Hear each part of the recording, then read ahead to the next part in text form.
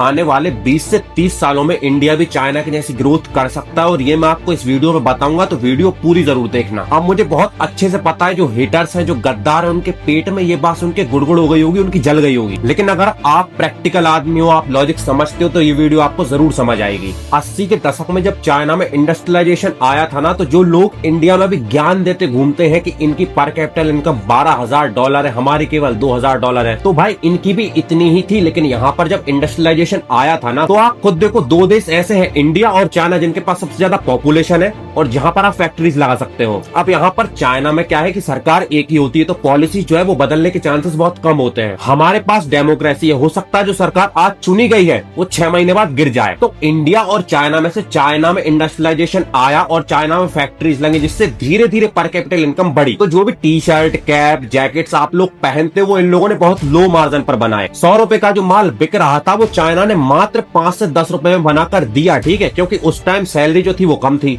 30 साल बाद यहाँ पर कैपिटल इनकम, जिसका तुम ज्ञान पेल रहे थे, वो बहुत ज्यादा हो चुकी है। अब जो प्रोडक्ट थे जिन पर चाइना जो है वो कम मार्जिन पर काम कर लिया करता था, अब यहाँ पर इनको मार्जिन नहीं बच रहा है। और यही मेन रीजन है जो MI है, हुआवे है, और भी जो चाइना की बड़ी बड़ी कंपनीज है, वो बड़े बड़े प्रोडक्ट्स में आ रही है। आपने नोटिस किया होगा, MI ने भी कार निकाल दी, हुआवे ने भी कार निकाल दी। तो वो क्यों इन प्रोडक्ट्स पर आ रही है? क्योंकि उनको सैलरी देनी है बड़ी और उनको मार्जिन चाहिए बड़े।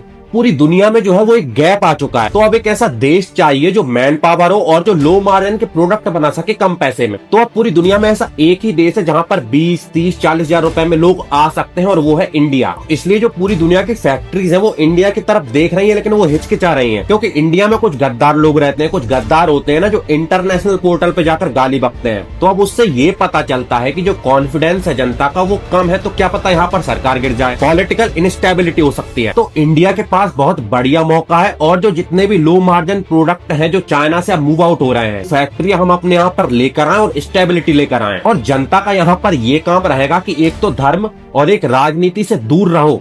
राहुल गांधी के कमबैक के चक्कर में मत पड़ो।